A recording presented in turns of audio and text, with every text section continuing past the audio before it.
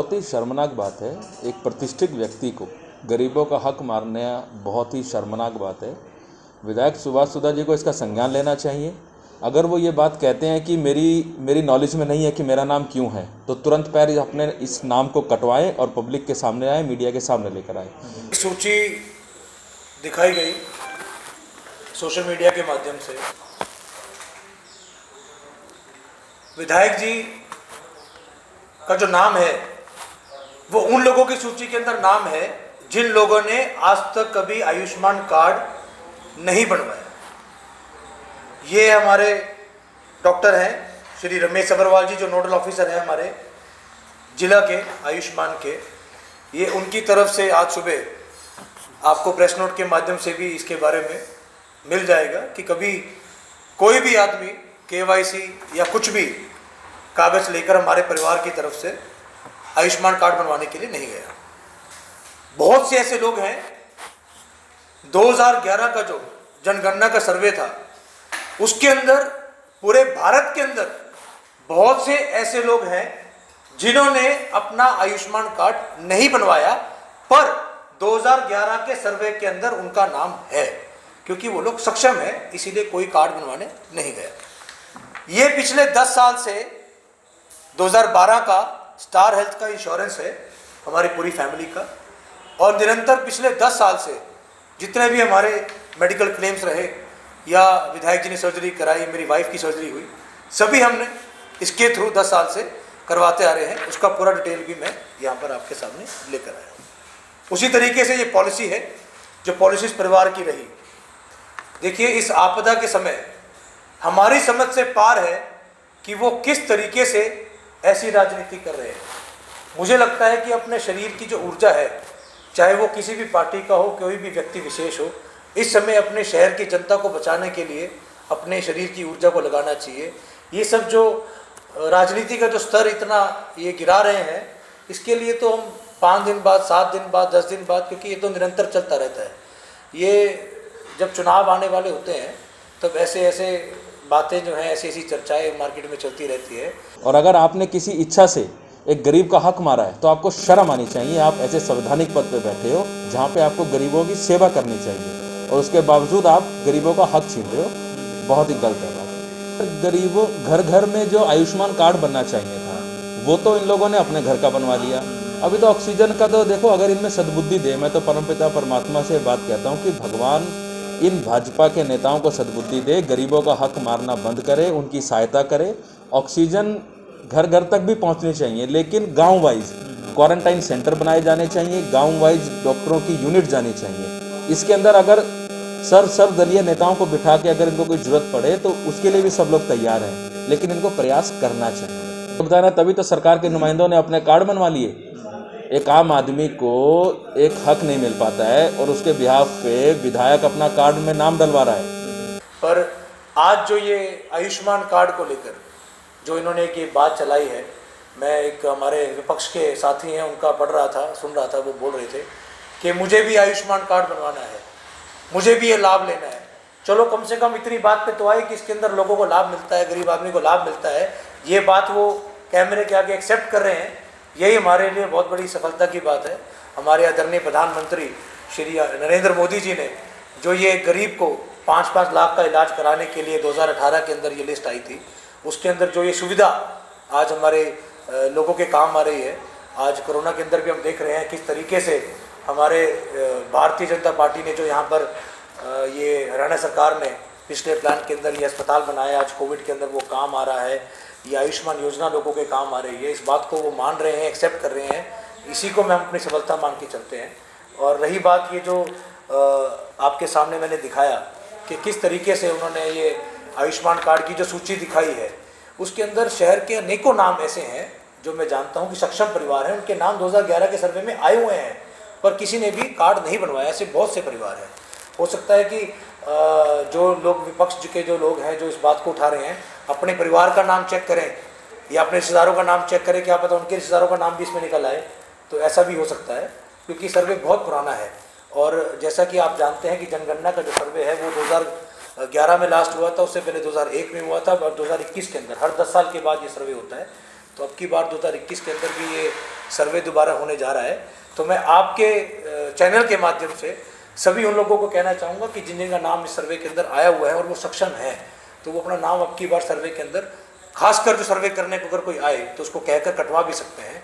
तो यही आग्रह मैं आप सभी से करना चाहूँगा। अभी आपने कहा कि कुछ लोग हैं जो राजनीति कर रहे हैं इसके ऊपर कोरोना काल के अंदर, तो आप इशारा किया है आपने, आप स्पष्ट करेंगे कौन लोग हैं जो इसकी राजनीति कर रहे हैं इसके ऊपर? कोई भी विपक्ष के जो अभी इस समय जो आदमी भी लोगों की जान बचाने की बजाय किसी और मुद्दे के ऊपर राजनीति कर रहा है, कोई भी है, तो वो गलत ही कर रहा है। इस समय हमें लोगों के काम आने की ज़रूरत है। लोगों को अस्पतालों के अंदर जो ज़रूरत चाहिए, जो घर पे जो कोरोना के कुछ पेशेंट्स हैं, जो सारे जिनके माता पिता अस्पताल में है, घर पे बच्चे अकेले हैं, उनको खाना चाहिए या कोई भी सुविधा चाहिए, अगर उन कामों को छोड़ के कहीं और भी हम, कोई भी व्यक्ति अगर अपनी ऊर्जा को कहीं और लगा रहा है, तो इसका मतलब है कि वो इस टाइम अपने जो राजनीति का जो स्तर है, क्योंकि हमारी समझ से पार है कि इस समय आप अपने शहर की लोगों की परवाह ना करके और ऐसे ऐसे मुद्दे उठा रहे हैं। तो सर लिस्ट जो एडिट नहीं थी, अनएडिट लिस्ट थी, क्या कहना चाहेंगे? नहीं सर, नहीं, ये जनगणना का जो सर्वे है उसकी पूरी लिस्ट है। इसके अंदर लगभग 20% पूरे भारत के अंदर ऐसे लोग हैं जिनका 2011 की जो सर्वे टीम थी, अब कौन थी उसका तो नहीं मालूम, पर जो भी टीम थी, काफ़ी नाम ऐसे हैं पूरे भारत के अंदर जिन लोगों ने आवेदन, जो जिनका नाम आया आयुष्मान के अंदर, पर वो आज तक गए नहीं। हमें तो कल रात तक ये भी नहीं मालूम था कि हमारा नाम भी कहीं ऐसी लिस्ट में है। पर ऐसे शहर के मैं अनेकों लोगों को जानता हूँ जो हमारे संपर्क में हैं, और 2018 के अंदर उनके घरों में जब लेटर आए कि आपका आयुष्मान के अंदर आपका नाम आया है, ऐसे अनेकों लोगों को मैं जानता हूँ शहर के, जिन्होंने जाकर अस्पताल के अंदर जाके, क्योंकि इसका प्रोसेस क्या है कि जब आपका नाम आता है, आपके पास एक लेटर आता है डिपार्टमेंट की तरफ से, फिर आपको अपना KYC, आपके डॉक्यूमेंट जो है वो सबमिट करके वहाँ कार्ड बनवाना होता है आयुष्मान का, तभी आप इस योजना का लाभ उठा सकते हैं। तो अनेकों लोग मैं जानता हूँ कि जो वहाँ नहीं गए क्योंकि वो सक्षम है, उनको ज़रूरत नहीं है इस चीज़ की, और हमको तो रात को ही मालूम पड़ा कि हमारा नाम भी इसके अंदर जो है वो डाला गया, क्योंकि हम तो 2012 में मैंने ये स्टार हेल्थ का पॉलिसी लिया था पूरे फैमिली का, और लगभग तब से लेकर आज तक 10 साल के अंदर निरंतर जो भी कोई हम लोगों ने हेल्थ का कोई भी क्लेम लिया है, कोई सर्जरी कराई, कुछ कराई, तो हम इसी के थ्रू कर रहे हैं। तो हमको ऐसा लगता है कि इस समय, इस आपदा के समय, इस कोरोना महामारी के समय हमारा सबका फोकस सिर्फ वहीं होना चाहिए बजाय कि कहीं और।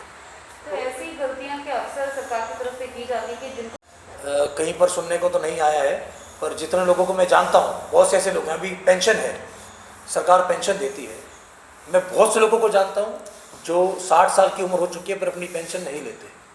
सरकार का फर्ज है अपना काम करना, सरकार का काम है कि जो भी व्यक्ति 60 साल के जो उनकी पेंशन बनती है वो उनको दी जाए, पर बहुत से ऐसे सक्षम व्यक्तियों को मैं जानता हूँ जो उस पेंशन का लाभ नहीं उठाते।